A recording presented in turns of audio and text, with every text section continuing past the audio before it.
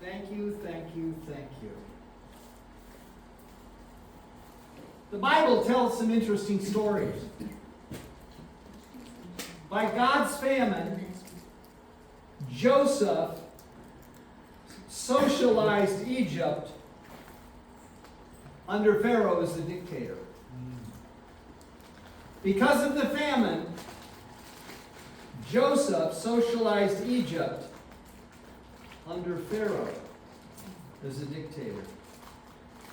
Do you remember about, I'd say it's probably a year ago, a group named BlackRock made it clear. They said by 2029, you're going to get rid of your houses, you're going to get rid of your land, you're going to get rid of your cars, you're going to get rid of everything, and you're going to be glad to be rid of it. You remember that? BlackRock, that giant company that buys up entire communities, said a prophecy. It said by 2029, you're going to get rid of your houses and you're going to be glad to get rid of them. That's an amazing prophecy that they make for American liberty. Well, I want to point out that Joseph, due to the famine, socialized Egypt under Pharaoh as a dictator. Verse 11. And Joseph placed his father and his brethren and all of his family, everybody, he put them in the best land in the land. He put them right by the Nile Delta, right under Thebes. He put them right there in such a way that they had the richest land that was there, and he moved his brothers in. It was the finest and the best of the land, and he gave it to his brothers. You know what causes socialism? What really causes socialism to take over in a country is something called nepotism, where everybody takes and they give the best to their families. They take the best and they keep it for themselves. I mean, we often hear Bill Clinton say that when I went into the White House, I had nothing. And now the Clinton Foundation is worth $750 million. You've all heard of the Biden Crime Family Institute, because they are worth hundreds of millions of dollars. And how does he do it? Well, he can't take it all himself, so he gives it to his brother. He gives it to his niece. He gives it to his grandchild. He gives it to his son. He gives it to anybody who will take it, and then he gets a cut back. Nepotism is what makes people look and say there's something really unfair going on around here. And what we want to do is we want to make things fair. We want to make things equal. We want to straighten everything out. Let's socialize it so everybody gets things that are equal. It's the nature of human nature that doesn't want to work, that doesn't want to trust God, that doesn't want to have to expand and reach out. And you see, because of a famine, Joseph was able to socialize all of Egypt under a dictator.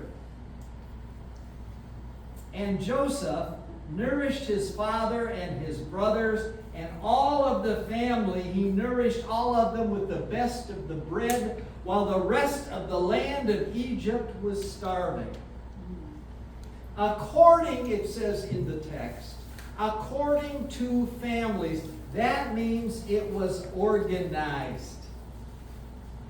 Joseph organized it in such a way that families got the best. And the people of Egypt got less than the best. Verse 13. And there was no bread in all of Egypt. There was no bread in all of the land. The need was so great. The need was so large. The need was so much there that everybody said, we need to make a change. We need to do something different. The famine was very, very, very sore, for it was so great. And I want to remind you how it started. It started when Pharaoh had a dream. And Pharaoh was dreaming, and he dreamed. He dreamt. He dreamt that there were 7 fat cows, symbolizing 7 fat years. And then he saw 7 lean, skinny, Ebola-type, shriveled cattle. And the shriveled cattle, the lean cattle, ate the fat cattle, and they stayed lean and they stayed sickly. They never got better. He had a dream of 7 fat years followed by 7 lean years. And so what did Joseph do? He gathered all the land, he gathered all the grain from the land and he put it in the temple granaries. He took over the granaries of the churches. He took over the big buildings that they had and he stored all the grain. He pulled it in and he stored it and he stored it and he stored it. Because Joseph was getting ready to do something. And he was getting ready to shift the entire country to socialism. And he was moving in that way. And the land of Egypt and the land of Canaan fainted by reason of the famine. They were hungry. They were starving. For it to work, it has to be big. It had to be not just one section of Egypt, not just Egypt, but Egypt plus all of Israel plus all of Canaan. All of the land had to be starving. All of the land had to be not getting rain. All of the land had to have this tremendous amount of famine that was caused by what was taking place. Because socialism always thinks big, and socialists think big. That's the way they think. And so Joseph gathered all the money from all the people, from all the land, in exchange for bread, in exchange for grain. He had gathered all the grain. He had it stored in the temple granaries. So he told the people, bring me your money. I'll set the price. And I'll give you the grain that you need to exist. And you'll give me your money. And he did this for a solid year. And he did this for a solid year. And he bought and bought and bought all of the grain. And all of the money came in. You see, socialism always starts by messing up the monetary system. The old monetary system was working fine, so you got to get rid of it. You got to change it. You got to move it. You got to break it. So Joseph brought the money into Pharaoh's house. Notice, he brought the money into Pharaoh's house. He created a dictator out of somebody who had not ever been that type of a dictator before. There was a central bank that was involved in creating the monetary structure, and he pulled it all in. And he gave it to Pharaoh. And verse 15, and the money failed in the land. When he pulled it all in, when he changed it, when he started exchanging it, suddenly, the monetary system failed. Socialism never creates what it's promising to create, equality. It always creates a dictatorship. There's something people don't realize. Russia's a socialist state, right? But it's controlled by a dictator. Cuba is a socialist state, but it's controlled by a dictator. And after 50 years, Fidel Castro's family owned billions and billions and billions of dollars. And the people were driving 1957 Chevys that they kept going. China is a socialist state where everything is equal except for the Communist Party that has everything and everybody else has nothing. Wherever you find socialism, you find a dictatorship that controls everything, and everybody who thought they were going to be equal are equal with everybody else who's equally poor. Yes. Joseph gathered all the money. He brought it all together. And it always, always, always creates a dictatorship. Because in Satan's soul, he wants to be a dictator. And in every man's soul that is not controlled by Yeshua HaMashiach, all of them want to be dictators too. And Joseph socialized Egypt under the dictator Pharaoh. And the people came to him with a common sense need. They said, "Give us bread. Why should we die when you have bread? Why should we die?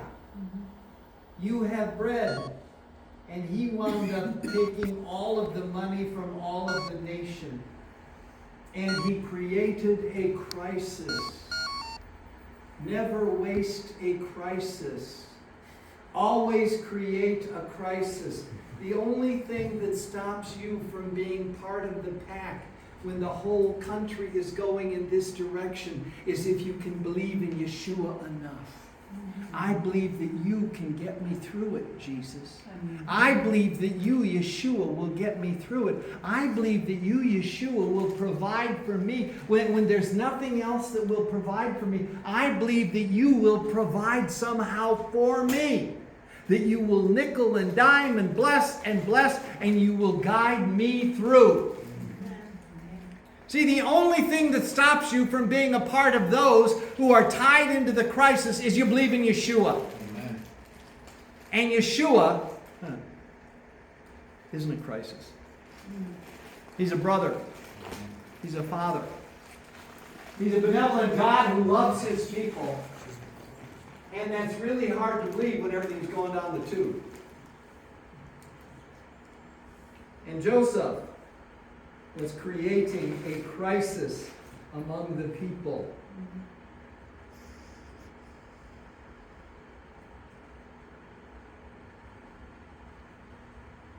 And the money was disappearing in the midst of the crisis. And there was a monetary failure. And the worst money crisis was taking place because Joseph was socializing Egypt. And then Joseph, the second year, the third year, they come to him and say, "Not only do we not have any money,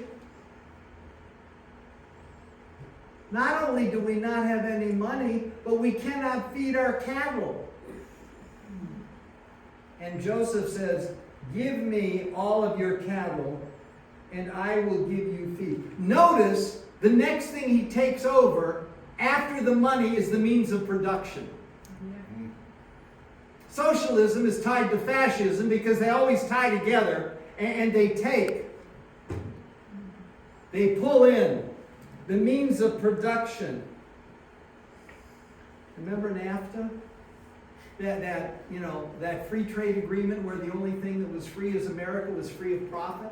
Yeah, right. And remember the Pacific Rim Trade Agreement that Donald Trump got us out of because we were going to be shipping all of our factories over to China? Yes. Remember all of these things that were there, you see, because in all of these, they take from the people and they give to someone else. And they brought their cattle, and Joseph gave them bread. Simply to exist They traded the cattle, which, you know, to an agrarian economy, cattle is a means of production. And he exchanged them bread for cattle and horses and flocks and asses, for anything that was in the means of production, anything that was in the agrarian, he took and he got it all of it for. Remember what BlackRock said?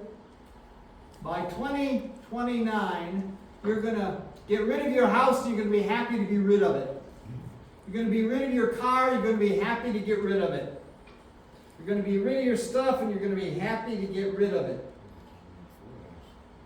Verse 18. And when that year was ended,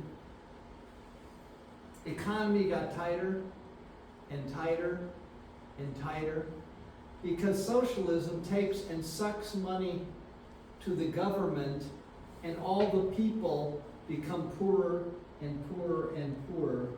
And it sucks the money to the government. And when that year was ended, you will not know it. And they came to him and said, Lord, we cannot hide it from you. We are destitute. We have nothing. There is nothing there. And then they said, we will sell our children to Pharaoh. What is it when you as a nation deficit spend? When you take and you spend money you don't have, and then you say we will use future taxes to pay for it, what you do when you do that is you reach into your daughter's purse and you take her money. And you reach into your son's wallet and you take his money. And you reach into the next generation's earning and you take that and you take that and you take that, and you, all of this you take and you absorb and you absorb and you absorb, and all these deficits are added up, because eventually the deficits need to be paid, and eventually the children wind up slaves to Pharaoh. You see, what's happening here is Joseph is socializing all of Egypt under Pharaoh and turning him into a dictator. And so the people came and they said, well, you might as well take us too. You might as well take our bodies. We will be your servants. We will be your servants. Give us bread that we may eat. Give us bread that we may eat. Remember that prophecy that was made by BlackRock? There it was, sitting there. And what happens? And Joseph goes to the people, and he takes, and he gets all the land for Pharaoh. And the end of the 7 lean years, the people own nothing. And so Pharaoh says to them, he says, well, what we're going to do, actually Joseph said it, he says, we're going to work it out that you people get a fifth. Now, that has a double meaning in America, because in America, when it goes to socialism and everything's really tight, everybody wants a fifth. And they want to drink the whole thing because life is so bad. They want a fifth, and they want to drink the whole thing. Wherever you find 4 Lutherans, you always find a fifth. I'm going to keep talking until somebody laughs and gets it. Because what happens in the midst of this is they become sharecroppers. He gives them grain at the beginning of the year, and 80% of it they get to live on, and 20% of it goes to him, and they never get out. And the other part of what he did that I kind of flew over very quickly, notice he takes people from here and moves them to this town, takes people from here and moves them to that town, takes people from here and moves them to that town, from here to move them to that town. He disorients the entire society by moving and shifting people everywhere, so that everybody loses the traditions that they had and loses the relationships that they had. Can you imagine Joseph did that to Egypt with God's famine? Does it sound familiar? People better get a lot closer to God. True. So he can guide us through what he wants us to do. That's right. Amen. And Joseph socialized all of Egypt under Pharaoh as a dictator. And he was God's man. We arise for the Aaronic benediction.